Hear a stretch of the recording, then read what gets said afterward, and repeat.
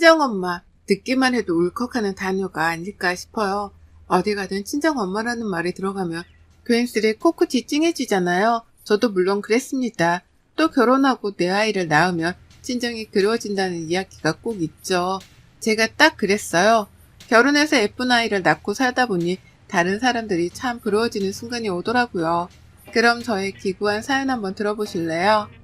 저는 남들이 소위 말하는 정말 흙수저였습니다. 흙수저 중에 정말 흙수저였기 때문에 단칸방에 엄마, 아빠, 언니, 나 이렇게 네 식구가 살면서 겨울에는 추워서 옷까지 다 입고 자야 할 정도였고 여름에는 너무 더워서 집에 있기가 힘들 정도였죠. 그러다 엄마 아빠는 지방에 일거리가 생겼다고 가야 할 것 같다고 말하시면서 저희에게 단칸방과 꼬깃꼬깃 주머니에서 꺼내서 그 당시 10만 원인가 정도를 남겨두시고 가셨어요. 매달 생활비를 붙여줄 테니까 그걸로 언니랑 저랑 살라고 해서 그렇게 저희 자매는 서로 울며 웃으며 그 시간을 함께 했습니다.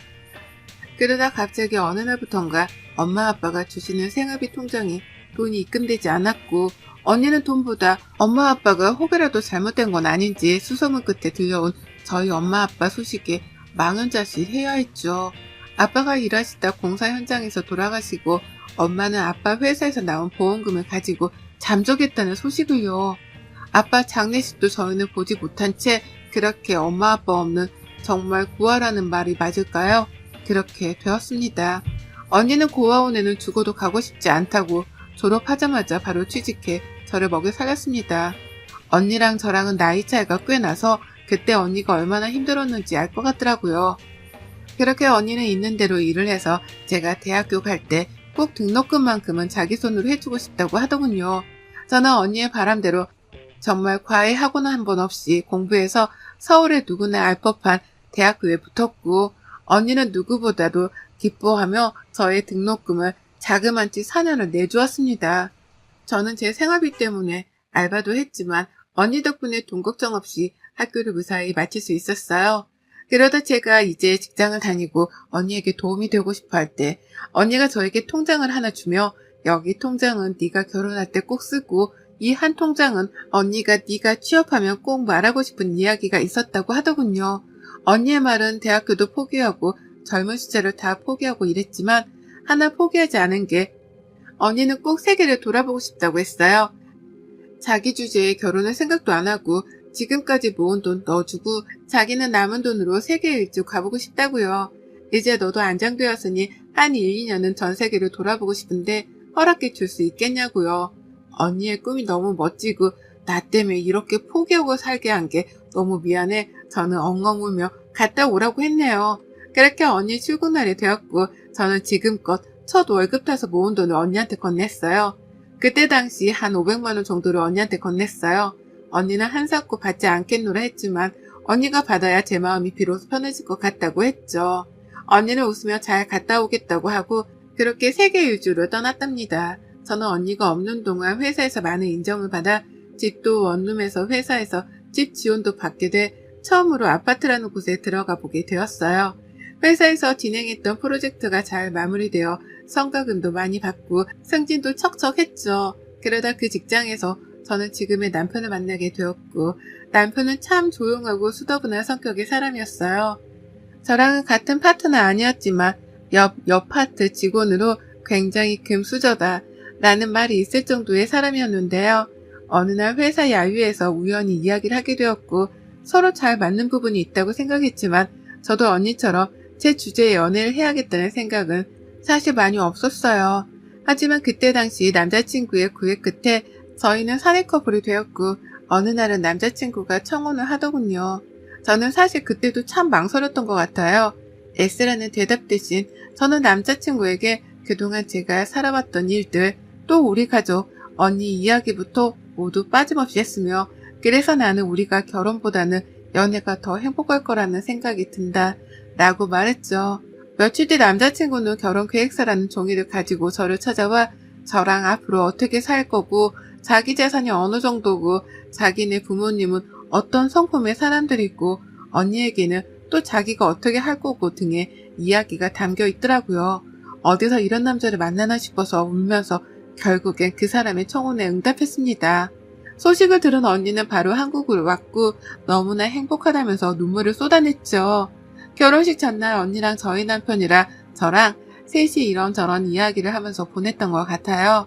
결혼식 당일에도 혼주석에 저희 언니만 앉아야 하는 상황이었는데 저희 시부모님이 결혼식장 측에 말해서 동선을 바꿔서 저희 혼주석에 저희 시부모님과 저희 언니가 동시에 앉았어요. 그리고 저는 남편과 동시 입장을 했고요. 하객이 저희는 거의 회사 동료들 친구들도 몇 안 됐는데 남편이 미리 자기 친구들한테 말해서 사진 찍을 때도 제 쪽에 서 있었으면 해서 저희 쪽에 정말 많은 사람들이 몰렸네요. 축의금도 시부모님이 저희 것까지 다 계산해 주셔서 저는 정말 식장만 들어간 것 빼고는 아무것도 한 거 없이 그렇게 슬플 뻔했던 결혼식을 끝냈습니다. 언니는 네가 너무 열심히 착하게 살아서 너의 복이라고 늘 어머님 아버님께 잘하면서 행복하게 지내라고 하더라고요. 언니랑 어렸을 때부터 지금까지 살아서 떨어져 본 적이 없는데 막상 떨어지려니 왜 이리 눈물이 나는지. 그렇게 저는 언니를 떠나 결혼을 해 첫 독립을 했고 저희 아파트 근처에 시부모님이 가지고 계시던 신축 빌라가 있었는데 거기서 언니가 사는 건 어떻겠냐. 그러면 저도 언니도 더 많이 의지하면서 지내지 않겠냐 해주셔서 언니는 돈을 안 받겠다는 시부모님에게 꼭 받아달라고 하며 보증금을 건넸습니다. 그렇게 저는 지금 남편을 만나 부모님의 사랑이 뭔지, 살아가는 삶의 행복은 무엇인지 배웠고 더 베풀며 더 이해하고 배려하며 살아가야 할 것을 늘 다짐했죠. 그러다 아이가 생겼고 양가 집안에서 너무 많은 축하를 받아 우리 아이를 낳으면 정말 내가 어떤 일이 있어도 꼭 지켜줘야겠다 생각을 했어요. 근데 출산을 하니 엄마가 참 보고 싶더라고요. 엄마도 나를 이렇게 힘들게 낳았을까? 엄마도 나를 이렇게 힘들게 키웠을까 싶어서요. 언니한테는 이런 티를 낼 수가 없었어요. 언니는 우선 엄마한테 너무 감정이 좋지 못했고 저에게도 버려졌다고 생각하지 말고 우리가 엄마를 버렸다고 생각하면서 살라고 늘 그랬거든요. 그렇게 저는 날로 엄마의 그리움이 커져만 갔고 그러다 엄마를 만나게 되는 순간이 정말 이루어지게 되었어요. 저희 아버님이 하시는 사업이 잡지에 조그맣게 인터뷰처럼 실리게 되었고 그 잡지에 가족사진도 들어가야 한다고 하더라고요. 그래서 가족사진도 찍었었는데 갑자기 저희 남편이 물어보더군요. 혹시 자기네 어머님이 연락이 오면 만나볼 의향이 있냐고요. 제가 엄마를 너무 그리워하던 걸 아는 남편이 아빠를 취재한 그 잡지사에서 거기 며느리가 우리 딸인 것 같다고 연락처를 알려달라고 했다는데 만나봐야 어떤지 알겠지만 우선 너 생각이 어떤지 아빠가 물어보라고 하시길래 라고 하더군요. 저는 너무나 놀라서 이거를 언니한테 말하면 언니는 분명 만나지 말라고 할 게 뻔해서 저라도 우선 엄마인지 확인을 위해서 만나보겠다고 했어요. 엄마를 만나는 당일이 되고 떨리는 마음을 가다듬고 카페에 앉아있는데 한눈에 봐도 우리 엄마가 맞다는 걸 알겠더라고요. 엄마를 보면 눈물부터 나는데 엄마는 저에게 미안하다고만 반복했어요. 아빠가 그렇게 되고 너희를 찾아가려고 했는데 용기가 나지 않았고 너무 그때 사는 게 힘들어서 그랬다고요. 다시 너희를 찾으러 갔을 땐 벌써 그 동네를 떠난 뒤여서 찾을 수 없다가 이번에 우연히 지인한테 들어 연락해 봤다고요.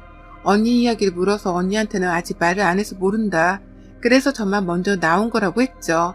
그렇게 언니 몰래 엄마와 저의 만남은 굉장히 많았어요. 엄마는 지금 지방에서 조그맣게 장사를 하고 있고 혼자 살고 있다고 하더라고요. 저희 애기도 보러 오시고 사실 저희 시부모님이 정말 저한테 부모님 같은 분이시거든요. 저 결혼할 때도 또 결혼 후에도 정말 엄마 아빠처럼 해주셔서 저희 언니도 월급 타면 저희 시댁에 가서 맛있는 거 사드리고 어머님 아버님 며느리라고 생각 안 하고 딸도 얻었다고 생각할 정도로 잘해주셨어요. 언니도 누군가에게 마음을 쉽게 주는 사람이 아닌데 어머님 아버님한테는 정말 늘 잘하려고 노력하고 정말 딸처럼 저 없이도 셋이 밥 먹고 놀러 갔다 온 적도 정말 많거든요. 시댁이 저희 남편이 외동이라 자식들 많았으면 늘 했는데 저희가 들어와서 그런 걱정 없다면서 정말 잘해주시는데 괜히 죄송해지더라고요. 그래도 저는 정말 엄마가 그리워 엄마랑 만나는 지금이 참 행복했어요. 그래서 어머님이 언니랑 같이 쇼핑 가자고 하면 저만 안 가고 했거든요. 엄마 만나야 해서요. 그렇게 저랑 엄마만 만난 지 한 반년이 흘렀을까요? 어느 날에는 엄마가 울면서 전화가 온 거예요. 갑자기 가게에서 보증금을 높여달라고 하는데 자기는 그럼 어디로 가야 하냐면서 그러길래 엄마가 그러는데 모른 척 할 수가 없어서 제가 가지고 있던 돈을 드렸어요. 엄마는 다시 꼭 갚겠다고 자기가 어떻게 딸 돈을 쓰겠냐면서 그러시더라고요.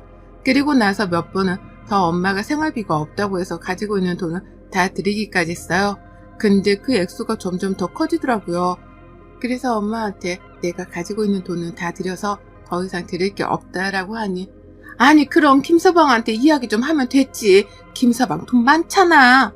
라고요. 어떻게 그러냐면서 그렇게 넘어갔는데 제가 카드값을 내는 날 거기 통장에 돈을 다 써서 없었나 봐요. 그래서 전화가 왔는데 남편이 제가 씻는 동안 받았나 봐요. 그래서 알게 됐죠. 우선 미납된 거니까 남편이 입금하고 저한테 무슨 일 있냐고 차분히 물어보더군요. 여보 무슨 일 있어? 내가 생활비 부족하게 주는 거야? 카드값까지 밀릴 정도면 말을 하지 그랬어.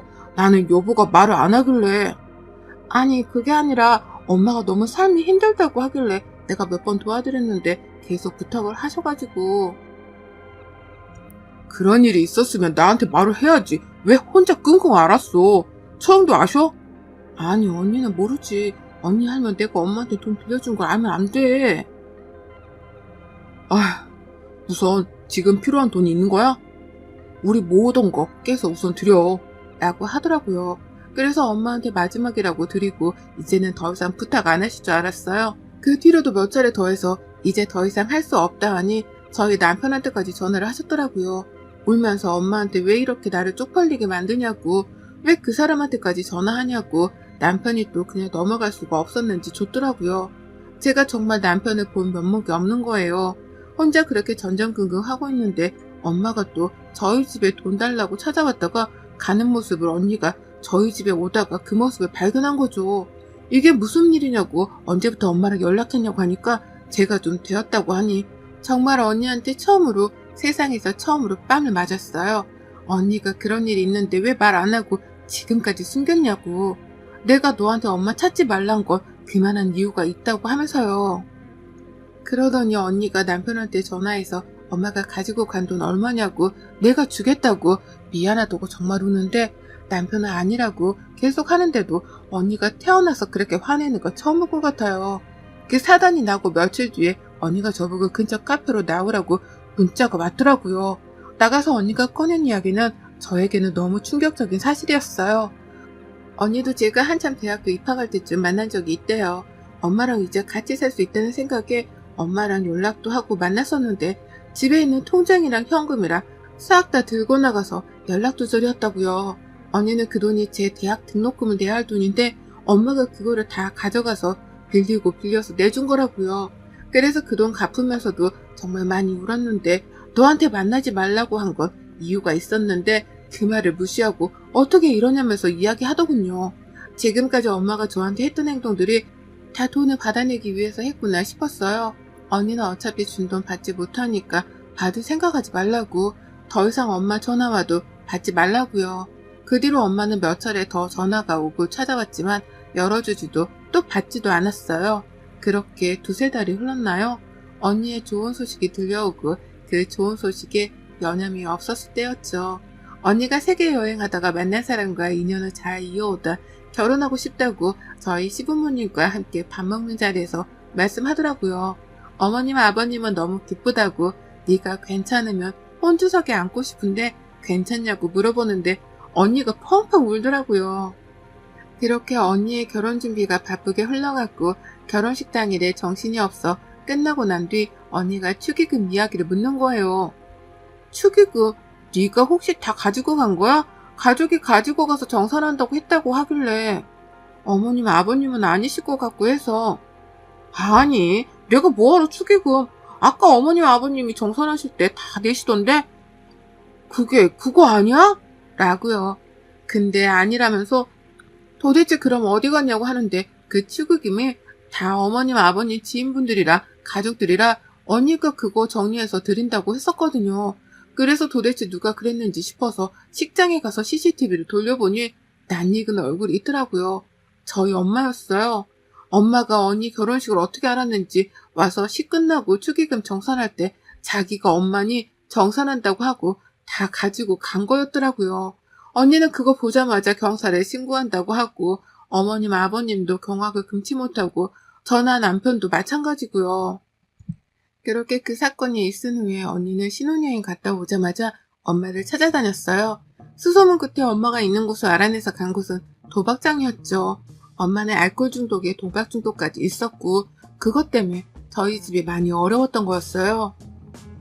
그러다 아빠가 더 이상 그렇게 못 살 것 같아 둘이 내려가서 다시 마음 잡고 살려고 했는데 거기 내려가서도 엄마는 알코올 중독에 도박까지 또 하는 모습을 보고 아빠가 일하다 쓰러지셔서 못 일어나신 거고요. 언니는 엄마를 보자마자 깽판을 치고 소리치면서 엄마가 사람이냐고, 어떻게 딸 결혼식에 와서 축의금을 다 가지고 가냐고, 그게 어떤 돈인데 엄마가 진짜 사람이면 이렇게 안 한다고, 동물도 자기 자식 유할 줄 안다는데 엄마는 동물만도 못한다면서 언니의 그런 모습을 저는 생전 처음 본 것 같아요. 엄마는 낳아주고 키워줬더니 그 값을 못한다면서 돈이라도 더 가지고 오지, 돈도 안 주고 그딴 얘기 할 거면 꺼지라고요. 언니는 당장 그 돈 내놓으라고 하니까 벌써 다 쓰고 없대요. 야, 니네 시댁 알아보니까 뭐 알부자라고 하더구만. 니네만 잘 살고 이 어미는 나가 죽으라는 거냐? 돈이라도 가지고 와서 이야기하면 또 몰라. 엄마는 자기는 잘못이 전혀 없으니 더 이상 이야기하지 말라는 듯이 말하고, 언니는 그게 말이 되냐면서 화내고 그렇게 언성이 높아져 제가 언니를 끌고 집으로 왔어요. 그리고 시댁으로 가서 우리 집이 사실 이런 상황이 이렇게 되었다고, 죄송하다고, 정말 축의금은 다시 돌려드리겠다고 언니가 고개 숙이니 어머님이 우시면서 언니를 꼭 안아주시더라고요. 딸이 그런 말하면 속상하니 하지 말라고요. 돈이 뭐가 중요하겠냐고. 너희가 잘 사는 게 가장 큰 행복이니 엄마 그만 용서해주면 어떻겠냐고 하시더라고요. 그 말을 듣는데 언니랑 저랑 정말 많이 울었어요. 우리도 지금 어머님 아버님 밑에서 자랐으면 더 많이 사랑받고 자랐을까 싶어서요.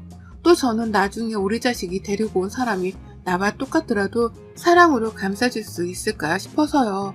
부모복 없던 저랑 언니는 정말로 큰 어른들을 만나 사랑이란 게, 배려란 게 무엇인지 배워가게 되었고, 언니나 저도 엄마를 용서하지 못하겠지만 낳아준 것만으로 고맙다고 생각하면서 살자라고 이야기했어요. 그 뒤로 엄마는 몇 차례나 저나 언니한테 돈 이야기를 꺼내려고 연락 왔지만 우리는 핸드폰 번호도 바꾸고 아예 엄마의 전화를 받지 않았어요. 그러다 모르는 번호로 전화가 온 내용은 엄마가 돌아가셨다는 이야기였어요. 엄마가 오래전부터 지병이 있었는데 치료를 하고 수술을 했어야 하는 상황인데도 술 마시고 관리를 하지 않았겠죠. 벌써 병원에 갔을 때는 손에 쓸 수 없는 상황이었고 집에서 고독사로 혼자 돌아가신 것 같다고요. 장례식장에는 저희 친척도 부를 가족도 또 친구도 없었기에 조용하게 보내려고 했지만 저희 어머님 아버님의 지인분들과 또 저희 남편 형부 회사 동료들이 많이 와주셔서 시끌벅적한 장례식이었어요. 언니는 그냥 장례식 하지 말고 화장하고 묻어드리자고 했는데 어머님 아버님이 그러면 나중에 후회한다고 언니를 설득해서 3일장으로 치른 거였거든요. 늘 쓸쓸했던 엄마의 마지막 가는 길에는 참 많은 사람들이 감사하게도 찾아와 주셨습니다. 그렇게 엄마의 장례식을 치르고 엄마의 방에서 정리를 하는데 온갖 술병이 난무하는 가운데 책 속에 껴있던 저희의 처음이자 마지막 가족사진이 있었어요. 처음 보는 그 가족사진에 저랑 언니는 참 해맑았고 엄마 아빠는 참 젊었었네요. 엄마의 방을 정리하면서 엄마에 대해 한 방울도 눈물을 흘리지 않던 언니가 많이 울었어요. 엄마가 가지고 있던 유품 속에는 아빠의 것들도 또 저희 것들도 있어서요. 언니가 버리고 불태웠지만 그거를 보면서 그래도 엄마가 나를 돈으로만 생각하지 않았구나 싶어서 지금의 저는 마음이 한결 괜찮아졌어요. 그리곤 이제 더 이상 엄마를 그리워하지 않기로 했죠. 저랑 언니는 다시 일상으로 돌아갔고 언니랑 저는 저희 어머님 아버님께 이제는 엄마 아빠라고 부르며 살고 있어요. 정말 딸처럼요. 제가 참 복이 없는 사람인데 남편 잘 만나서 이렇게 호강하면서 살아서 늘 남편에게 또 우리 아이에게 참 고맙고 미안하다고 늘 이야기한답니다. 언니한테도 이제 가장노를 그만하고 편하게 살라고 이야기해줬어요. 여러분들도 친정엄마가 그리울 때가 많으시죠? 특히 아이 낳고 나면 더 그런다고 하잖아요. 친정엄마라는 단어가 어떻게 보면 참 슬픈 단어가 아닐까 싶어요. 저희의 이렇게 기구하고 긴 사연 읽어주셔서 감사드리며 이 사연 보시는 모든 분들이 행복했으면 좋겠습니다. 여러분의 생각은 댓글로 남겨주세요. 오늘도 시청해주셔서 정말 감사합니다.